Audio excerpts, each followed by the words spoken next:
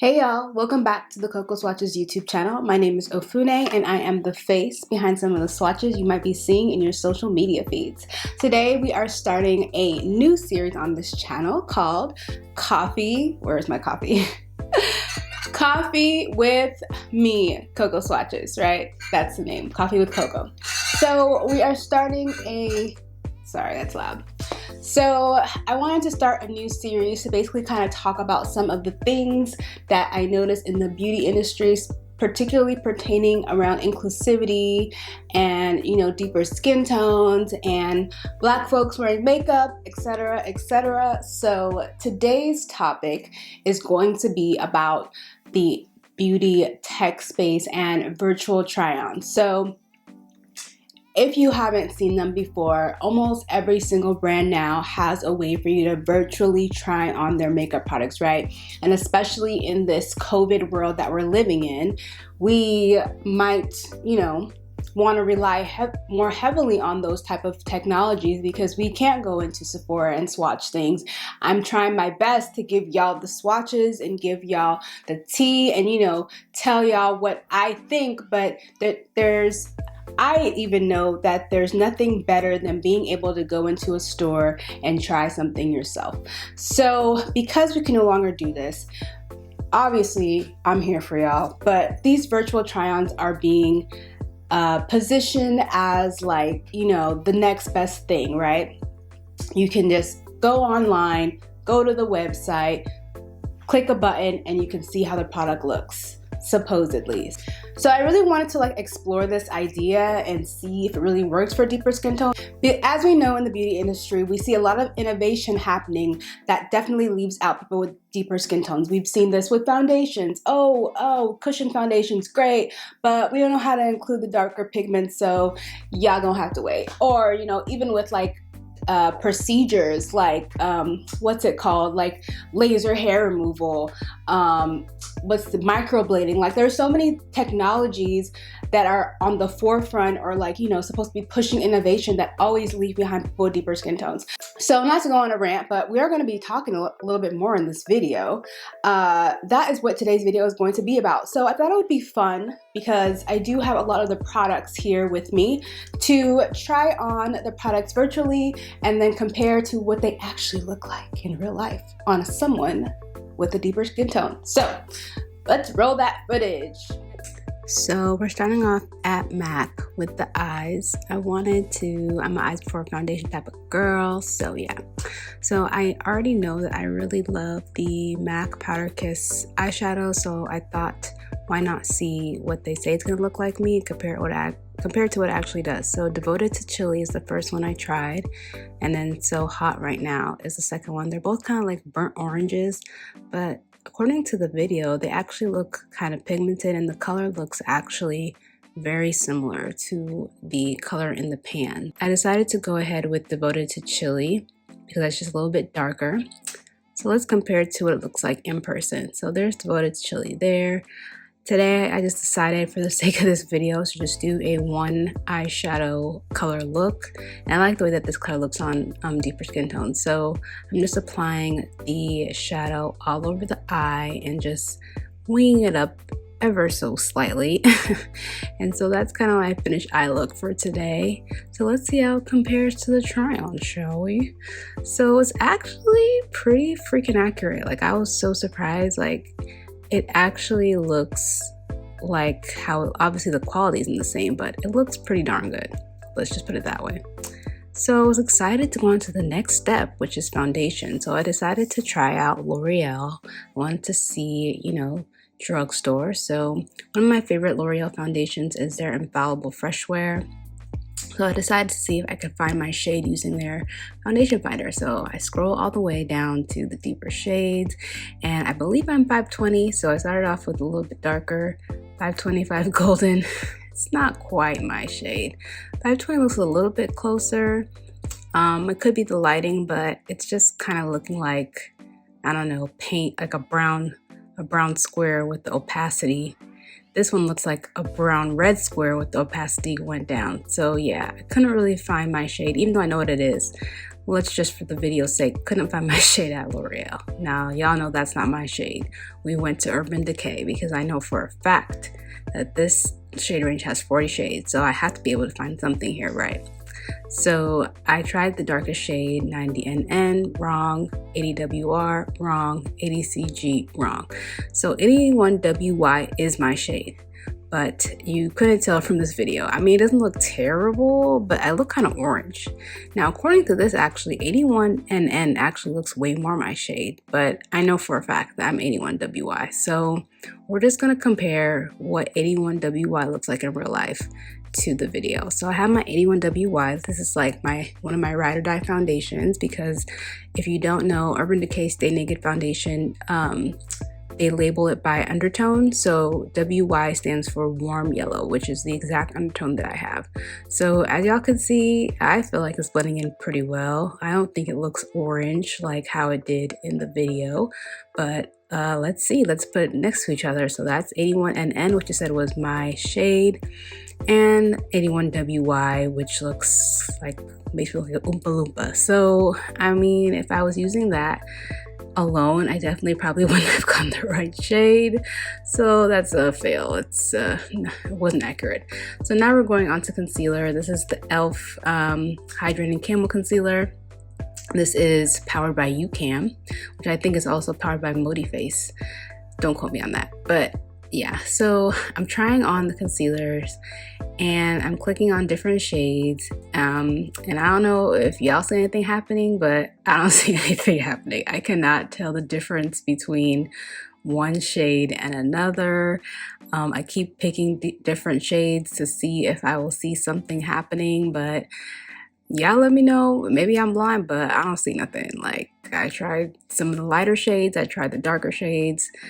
Nothing's going on here. So I have the before and after. It looks exactly the same to me. So yeah, this was definitely not successful, but we're gonna go ahead and use the e.l.f. concealer anyways, just for the sake of this video. So I have two shades here. The shade names will be in the description box down below, but it's kind of like a you know, like caramel tan color and a little bit of that yellow, and I mix the two together. Honestly, usually I use a sponge, but today I'll just kind of be a little bit lazy, just to be honest with y'all, so I'm using the brush. But this is I'll have all the information on the stuff down below, but this brush is specifically is a black owned brush by a black makeup artist, so I'll make sure I'll plug her down below. But yeah, that's the blended version of the concealer. I think it's a pretty nice concealer, especially for drugstore, but it's a shame that, yeah, I couldn't tell. I would not have been able to tell what concealer I needed based on that try-on right there. So yeah, that's my concealer. I wasn't gonna fuss with powder for the virtual try-on because I don't even want to go there, but next I figured why not go to bronzer. So I'm on Ulta's website. It's actually kind of hard to navigate if you're looking for a specific product. This is their Glam Lab, so you kind of have to just scroll until you find something. So I know that Benefit's Hoola Bronzer works for me, so I decided to see if it was going to work for me in the try-on. So as y'all can see, the camera, for whatever reason, is having a hard time finding my face. I don't know if y'all can tell, but the little brown area where the bronzer is supposed to be is like flashing. Also, I noticed that these apps also like put a lot of face smoother. I don't know if that's a feature that people request. Maybe they think it'll make you think that the makeup is gonna make your face look extra smooth, but yeah, anyways, I digress. This is another fail. The camera cannot focus on my face. Mind you, I do have my filming lights on, my studio lights, so yeah, I was trying really hard to get this bronzer to show up, but it was just not doing it. It would just stay and then leave. And at some point I just got frustrated and basically I gave up. So like I said, I know that this bronzer works for me in real life, so I'm just gonna go ahead and apply it. on both sides, and you actually don't even need a lot of this bronzer because it's pretty pigmented, but you wouldn't know that from the try-on, the virtual try-on. So yeah, I'm gonna go ahead and apply the bronzer on my cheeks, a little bit on my nose, and just around the perimeter, just kind of the normal places that I apply bronzer. And that's pretty much it. So yeah, this was like a fail and also a sad fail because as y'all can see, like it definitely bronzed me up, but you definitely wouldn't be able to tell, like from the little time it did show up, you couldn't tell that it would show up on me at all. So the next step is blush. I'm back at e.l.f. Let's give e.l.f. another chance since their concealer just didn't work. I'm using something that I know I love from e.l.f., which is their putty blush. So it does kind of work. You can kind of see, and I'm just picking different shades. All the shades kind of look the same, to be honest, but you can kind of see some pigment. And to be fair, this blush is kind of sheer, so I mean it's not the least accurate description, but it's definitely not the most accurate. So yeah, I'm just going through picking different colors.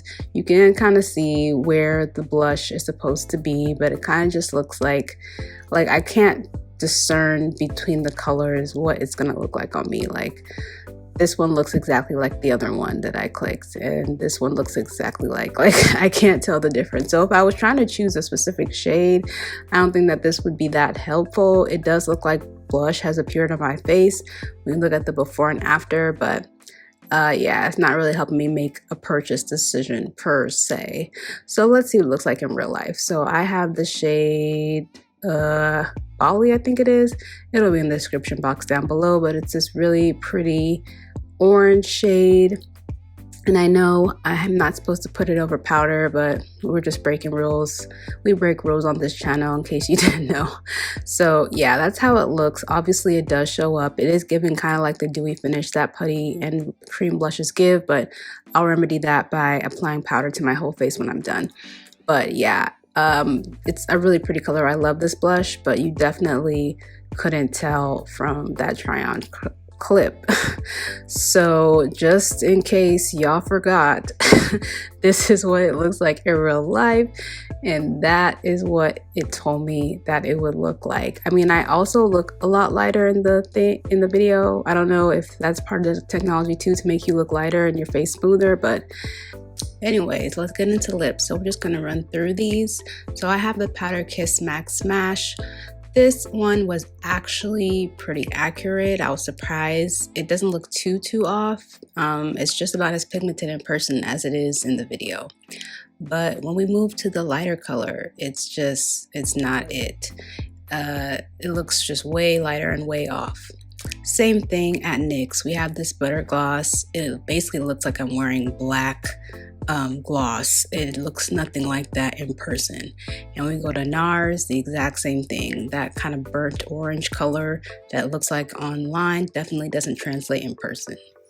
So y'all just saw the footage, and yeah, I mean, long story short, didn't work great. I think that it was in the beginning kind of encouraging. I have my iPad here to revisit that experience. But so I'm looking at it in the very beginning, the first try on with MAC, I was kind of getting encouraged because actually that was like one of the most accurate depictions of the product, right? Like I felt like the real life depiction of the shadow on my eyes was almost exactly what it looked like in the virtual try on. However, it basically went downhill from there, right? Like after the eyeshadow, the foundation was just a no. The concealer couldn't get it to show up, couldn't get the bronzer to show up. The blush kind of showed up, but it wasn't that pigmented. And the lipsticks were just kind of all you could just tell that like it wasn't taking into consideration a darker pigment. And I purposefully shot this video and tried my best to make it non-brand specific because I don't think that this is a brand issue. I definitely think it is an indication of the beauty industry as a whole and what the beauty industry considers to be standard. And obviously we can see across the board that this technology, that is the standard of the technology is basically not inclusive of deeper skin tones. I don't think that every single company is making their own like virtual try-on type AI stuff in-house. A lot of times the virtual try-ons said on the try-on itself that it's powered by a company. I think it's called ModiFace or something. They actually have an app that I didn't include in this video, but the app also has ways for you to kind of play with makeup and try on different things, and you can try on, I think they have a few different brands. I feel like, I can't remember exactly which brands they had in there, but the app itself has a few different brands that they're obviously partnering with to try on the makeup. But point being, the technology was created and sent out without someone raising their hand and saying, well, wait a minute, is this inclusive of deeper skin tones? And it's just kind of baffling to me that, you know, things can be created while leaving out basically half of its intended audience. Now, I do want to say that I think that in the beginning, when these virtual try-ons came out, I remember Sephora used to have them in the store, and you can even like create filters with them. I think in the beginning, a lot of it was just more like a game. Like, it's fun to kind of see like what it might look like. I don't think that anyone was taking, at least I can speak for myself, I don't think that I was taking it so serious, like, oh yeah, this is exactly what it's going to look like. However, now, especially in this COVID world where, like, you know, this might be someone's only alternative, you know, combining the swatches, combining maybe your favorite content creator, and then going on this try-on, it's like almost like I don't want to use this word, but it's useless to someone like me, right? Like, I think that it is fun, and it is interesting, but it is not useful for a deeper complexion. It does not take pigment into account in any type of useful way. And I don't know if that is on the horizon at all for this type of technology. Something else that I thought was interesting was the fact that, like, I don't know why, I think so. Maybe Sephora is working on a better one, but for some reason only Ulta had it on their site. Sephora did not. Target even has one. A lot of different brands have them. But my kind of thought was like, do y'all still purchase products from the brands page? Because, like, I just find it easier to buy things from a Sephora and Ulta and Target. I don't typically go to like the brand's actual pages. I did that for the purpose of this video, but like, let's say I'm getting like the Urban Decay foundation, I'm probably just gonna get it at Sephora. I don't go to urbandecay.com to get it. Do y'all think, and y'all can let me know in the comments, do y'all utilize beauty brands' actual websites, or do you prefer to purchase from a beauty retailer? I really like to know, because I feel like too, besides like MAC, which before they were in Ulta, you only could get MAC at MAC, most beauty brands are available at a beauty retailer. And so what is also the benefit of even having them on the beauty brand site if people are just going to beauty retailers anyways? I don't know. These are my thoughts. We're just chatting. This is obviously you can't respond in real time, but we're having a conversation. And there are just some questions that maybe if you were interested, or maybe you were thinking about them too, just know there's someone out there, i.e. me, that is also thinking about those things. And also just creating conversation around it, because I never see people talking about beauty tech and inclusivity. Like, I don't see people pointing out the holes in the fact that a lot of times innovation is completely leaving out, you know, half the population. Like, that's wild, right? So I do think part of it also is like data collection. They're trying to maybe use it as a form of research, see what people are trying on and what types of things people are actually purchasing. I would be very interested to know how many people actually purchase after using, you know, one of those virtual try-ons, because they do ask in every single try-on, they have to ask permission. Who knows what they did with my face and the pictures I took while I was using it, but they definitely, you know, you give away some of your privacy rights when using those little try-on things. So I don't know, that's something else to think about too. But Anyways, that is my first coffee with cocoa. I don't know how I want to structure it. This is kind of the first one. Actually, hold please. I love coffee, so we're gonna be profiling a coffee every video just to show y'all what I'm drinking. All my coffee lovers out there, let me know that you're here down below. So today's video, I am currently being powered by this coffee. Cocoa is being powered by Trader Joe's Barista Espresso Coffee Blend. This is my like everyday kind of coffee. It's pretty inexpensive, and I just got an espresso machine, which I'm obsessed with, so this is great for that. So before we wrap, oh my gosh, y'all showed me so much love on the last Fenty video that we finally made it to 10K. Woo woo. So I'm excited, and I definitely want to do a giveaway. So on the screen somewhere will be everything that will be given away. And in order to join the giveaway, all you have to do is, let's see, what can the rules be?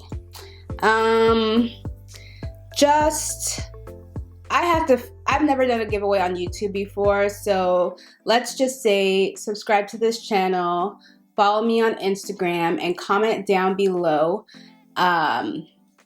Comment down below if you have ever used a virtual try-on, why or why not, and if you want to share if it was successful or not. So yeah, that I think is it. So yeah, hopefully you enjoyed this style of video. I definitely want to just do, like I said, more talking videos, talking about some of the things that I noticed in the beauty industry, calling attention to it, not necessarily calling people out, just having discussions about some of the things that maybe aren't getting talked about as much, especially as I said, as it pertains to folks with deeper skin tones, underrepresented people, black folks, you know, people in the beauty industry that don't necessarily always get their shine, don't always get celebrated, and issues that definitely I feel like need to be highlighted, and sometimes need to be highlighted more than once, twice, 3 times. So yeah, hopefully y'all enjoyed the first coffee with cocoa video. Let me know if there's any other specific topics that you want to talk about. I also am like super like into like, you know, branding, and I'm definitely a nerd in that realm as well. I've been on Clubhouse. If you're on Clubhouse, you can hit me up on my personal, it's under my actual name. I definitely want to also start talking more about branding and beauty branding in general, whether you own a brand or you are creating content and want to brand yourself. That's definitely something that I'm passionate about. So yeah, I think I've talked enough in today's video. So again, thanks so much for sticking with me. Don't forget to join and enter the giveaway. And obviously subscribe to this channel. Like I said, we're doing all types of stuff beauty related, black beauty related on this channel, so definitely stay tuned, subscribe to this channel, like this video if you're feeling today's content. And yeah, I think I did all my things. So thanks again for watching, and I will see you in the next video.